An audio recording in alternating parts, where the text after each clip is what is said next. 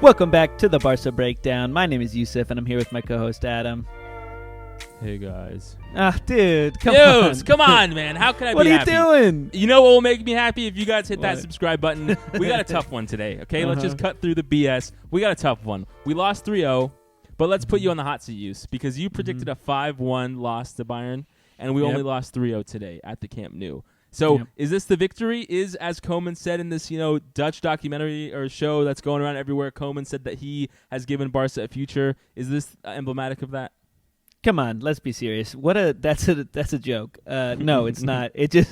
We just got a few less goals than we anticipated, or as I anticipated. But come on, Koeman made some poor choices, and we'll get into that. But we're going to talk about the negatives, the positives, and the decisions, and who's to blame for this game, really.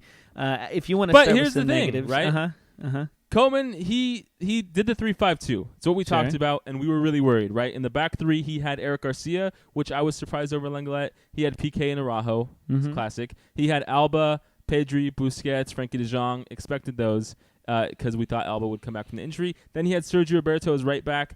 A right wing back, and as we all know in that last video or pre-match, we talked about Sergio Roberto was going to get eaten up by Alphonso Davies and Leroy Sané. And then up front, he had Depay, and we just got the news last week that Braithwaite is out for like 3 to 4 months. Just again, Barca physio and the injuries that we're having just screwing us. And he had Luuk de Jong start, which is something we'll get into about possible ways to blame this game on Koeman. But the 3-5-2 kind of worked for the first 25 minutes, right? I was surprised that Bayern didn't score immediately, right, just because of how low our expectations were. Sure. And Koeman had an interesting game plan. It seemed with the 3-5-2, without a lot of width there by Sergio Roberto, that he was trying to plan for us to play some sort of counterattack game in which, the middle five would absorb some of the pressure from that Bayern midfield, and then we would get on a break. And that's where it all kind of broke down. Even though in that first 25 minutes, Pedri, Frenkie de Jong especially had a good first 25, were able to get the ball.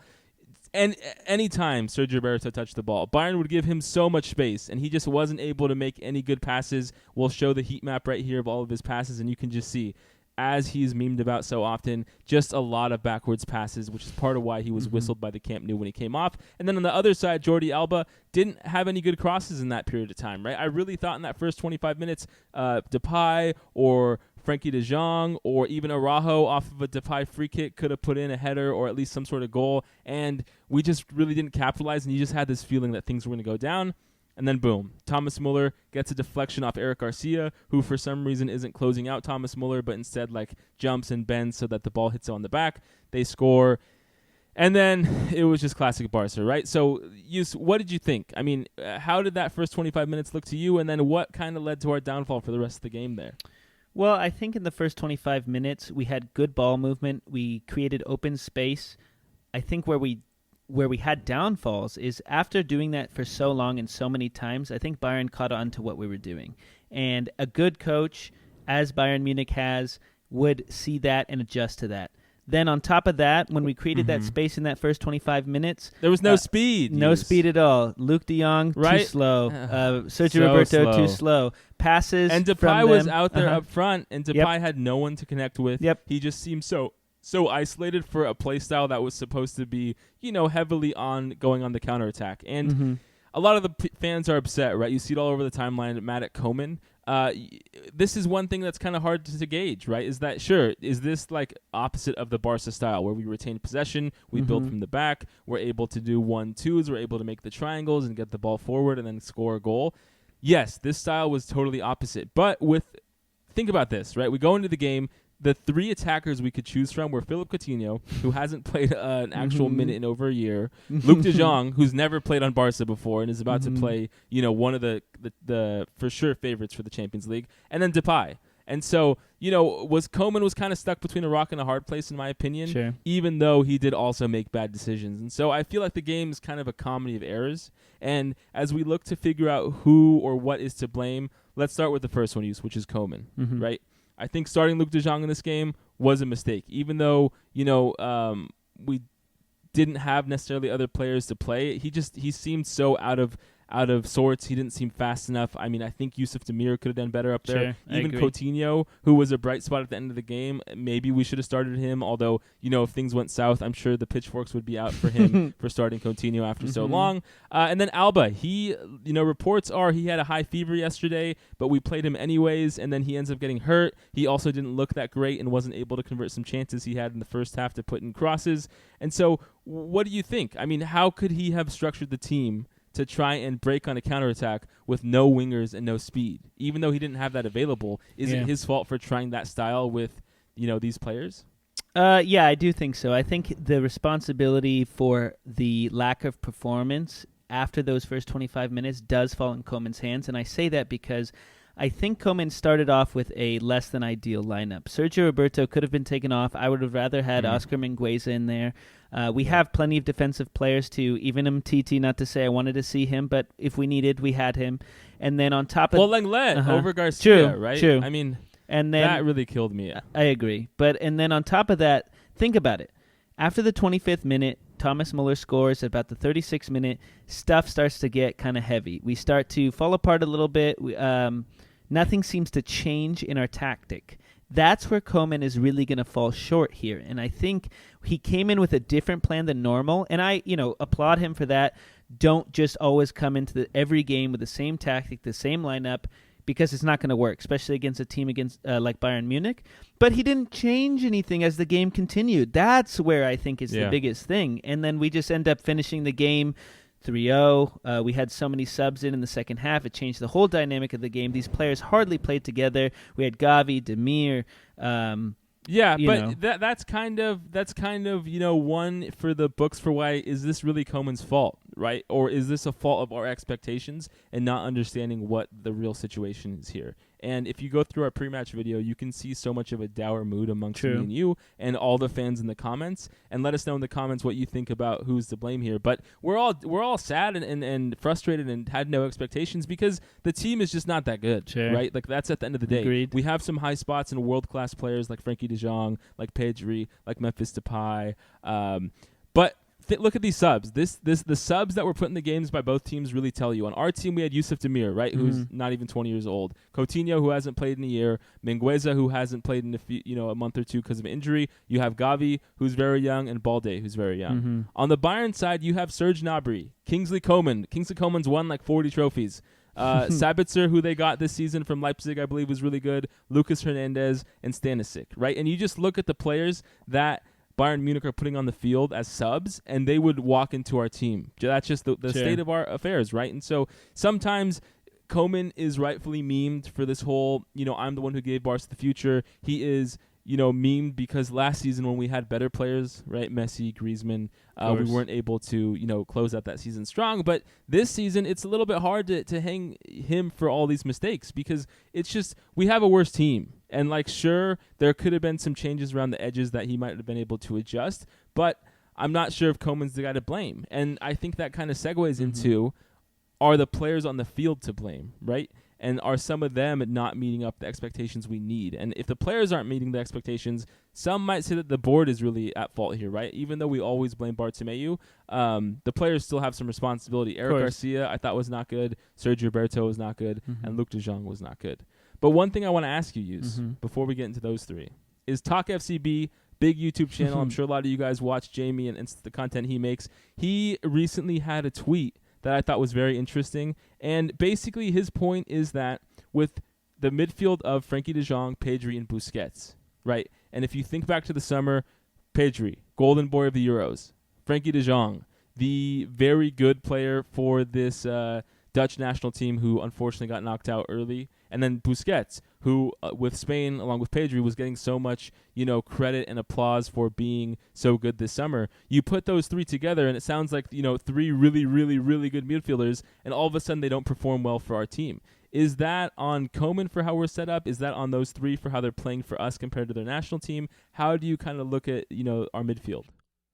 Well, I think when you say all this, it definitely makes sense, right? It's kind of like a dagger in a way that these players are so good off of Barcelona and performing great for their national team. There's got to be something else, right? at the end of the day, I think Koeman is to blame. I think that our midfield should, unless you're telling me right now that Pedri, Frankie de Jong, and Busquets can't operate that well together, I don't think that's the case. And I also think on the national level, they're getting the right things to make them better, right? Their midfield on they're those set national... up in the right formation to help them play to their best. Yeah. So, I mean, I think Koeman falls short, truly. He should know how his players operate, and they're playing in the Barca style. So it's his responsibility to make sure they're playing in the Barca style. I hope that... But we're not, right? Yes. I think that's what frustrates so many people is that, there is no really style to this team. Mm-hmm. If you look at how we played, and of course when you play, some lower teams like Athletic Bilbao, Real Sociedad, who aren't that low, in La Liga versus, a big European night at the Camp Nou with 40,000 fans for the first time in a long time, you're going to play differently. However, it just didn't really seem like we went at this game to score. I saw a lot of comparisons about how Barca played tonight to the 8-2, and a lot of people were like, hey, I preferred that 8-2 game because at least we went out there, we scored early, we were trying to take it to Bayern. This game, we kind of just played scared, played worried, and played really, trying to break on the counterattack, which is not our style. And so, I want to hear in the comments, like, is this Koeman's fault? What do you guys think? Because some of the players weren't that good, right? Jordi Alba missed a lot of crosses in that first half. He was sick last night, so I will, I guess write off another big game where Jordi Alba doesn't perform that well. Roberto, we're going to put up the heat map right here for how Sergio Roberto was playing and how his passes were. But, we meme him so much for not being very effective for this team, and you just look at all the passes and it was backwards every time. Sure. And like we mentioned before, there was so much space given by Bayern to Sergio Roberto because they just didn't fear him at all, right? This game we never expected us to win, and part of why we're not going to win is what you said. The caliber of some of these players that we utilize is just not good enough. One, our team is not good enough. And on top of that, the tactics that we choose to go against these tougher teams is just not adequate. It's not trained is a good word to say, right? It seems like a lot of times these things come off the wing. How often have we seen a 3-5-2 recently? Because, Laporta's been saying he wants a 4-3-3. So we come off this game having a 3-5-2, and then we base our strategy around a counterattack. Everything seems to be wrong. Yes, but to stay on the players, like Sergio Roberto, I mean, what was your impression overall of him? I never have a good impression of Sergio Roberto. He just passed back, and he had room running forward, and every time he wasn't quick enough to continue to create that space and create a cross, because at the end of the day, he's pretty far off on that edge with plenty of room. He should be looking for Depay to cross the ball in and get, maybe a header or some other touch on it. He's not the player to play on the right wing or any wing for that matter. I also don't think he should be playing in the midfield. Well, so he wasn't playing necessarily in the midfield, right? He's like a right. Oh, I just meant in general. So you don't. I mean, you don't want him to play at all. I understand that. But how do you feel, right? The Camp Nou was whistling Sergio Roberto as he came off. Piqué in the press afterwards was very loud, saying, hey, this is not Sergio Roberto's natural position. He's sacrificing a lot for the team, and it's disrespectful to the fans to treat him that way. What do you think about that, and how do you feel about the fans whistling Sergio Roberto? I don't think they should whistle any player on the pitch of our team because it is psychologically disheartening for a player, and I agree with Piqué there in a sense. He's being put in a position that he doesn't normally operate the best in. He's not a right back. But that doesn't mean that you can consistently do poorly. You can't criticize him, right? You should be able to. Yeah. Okay, I understand. I mean, and that's what's so crazy is that Sergio Roberto was the makeshift right back who was going to be there when Dani Alves left, and then he was supposed to, eventually go back to the midfield.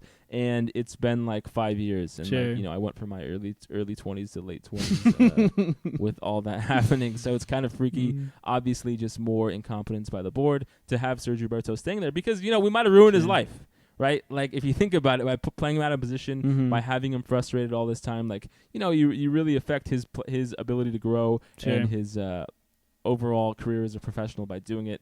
So let's go to the positives, though, Yus. Let's stay, we're trying to 2021, positive Yus, positive Adam. I mean, you leave this game, and like we said at the beginning, the score was not as bad as we thought. Did Bayern Munich play 100% like this was like a final of the Champions League?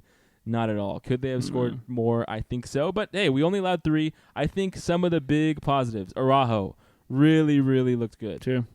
Ter Stegen, 2 wonderful saves. I think the Muller goal, he couldn't have done anything because it was a deflection. Agreed. Then there were the 2 other goals, and they were basically rinky-dink rebounds off the post and then, shot in. And I'm not sure he could have done much better there. And so overall, I was actually happy with Stegen because he had such a rough season last year for, one of his first games back, for him to show up and make some big saves in a big Champions League night.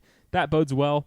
Coutinho, as Ray Hudson used to say. He looked pretty good. He came back on the pitch, and I was like, yo, Coutinho's here to play. He wasn't a world stopper, not world class like we wanted him to be, but he showed something more than I had been used to seeing him at the beginning of last season. True. I would say Coutinho came in and took some shots. Not having played in so long, I was happy with his confidence, and that was heartening to see, and I hope that he gets a little more time before, in La Liga, before he comes back and plays another Champions League game just straight off the bench, or straight off the year of injury, excuse me.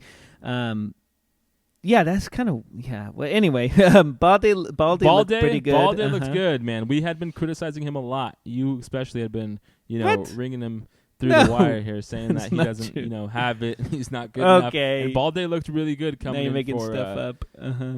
He came in for Jordi Alba, right? Yes. Overall, I was really impressed by how he played. Mingueza also had a sub in that I thought was good. And then, there's Gavi, Nico, and Yusef Demir. They all looked pretty rough around the edges. And I'm glad that they got experience to play in these big nights, because we're going to rely on them a lot, if not this season, in the next 3 to 5 seasons, right? And so it's good for them to start to get experience. It does a little bit worry me that, we have to start them in such big games. Had the board planned better, we could slowly introduce them into games, whereas now we're playing, Gavi, Nico, and Yusef Demir, who hardly have any minutes as professional players, playing against Bayern Munich, right? Against Robert Lewandowski and Thomas Muller, pretty World ridiculous. Cup winner.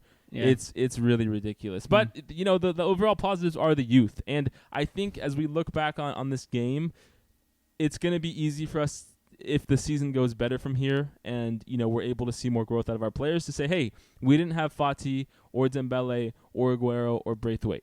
And if we can get the rest of this core to keep playing and to keep getting better, when we introduce Fati and Dembele, I think the sky is a lot higher than what we saw today. Because, if the counterattacking style that Koeman tried to do today is what he wants to do, imagine how much more threatening it would be if Dembele, Fati, and Depay were running up against on that counterattack, right? They would have to fear, and that would totally shift the way that the defense played and the midfield played for Bayern Munich. And so, it's going to be tough, guys. There's no easy way around it. This season's not going to be super fun all the time. We're going to have a lot of highs and a lot of lows. I mean, one weight off of my shoulders personally, although I know Yus doesn't care about this because he hates Messi, is something we mentioned after Messi left, is like, not all of these games are referendums on Messi's legacy, right? If this game happened last season or the season before or 2 before, it would be like, oh, Messi only has a few more years left to win a Champions League. This makes me in such a bad mood. Now I'm kind of enjoying these games a little bit. I'm like, hey, we have a lot of young players. Oh, Balde looked good. That's awesome, right? Oh, Frankie de Jong is starting to step up. That's cool. Like, there's a lot more enjoyment for me in even these losses, as weird as that is to say. How do you feel about that, Yus? I think we're setting up a future at Barcelona with these young players getting enough playtime, adjusting to the style, and being implemented. I just don't think Bayern Munich was the place to necessarily do that. I think that's a good spot for La Liga when we're fighting and giving them that experience so that when they come up in big moments that they are prepared. I just think that it was a little early to throw them in such a tough game, and they got subbed in after I think 2 goals already, so they were down 2-0. It's kind of disheartening to come in there, but I totally agree with you. Having the ability to enjoy the game and watch it a little more and watch these players grow, as opposed to having Messi and Suarez and a couple other players who have already been there for a long time and they know what they're doing, and you're just hoping they win trophies. This kind of gives you a feeling of watching the team from infancy a little bit again. So it's a great experience, and I'm definitely happy to see it happen. I just wish it was happening with a healthy squad. With a better coach, with healthy That's players, true. That's all true. that. Well, hey, let us know in the comments what you guys think. Please hit that subscribe button. We really appreciate the support. We got a little bit of a weird week here because the game's not until Monday for Barca, but we will see you guys soon enough. Thank you guys for listening. Thanks, Bye-bye. guys.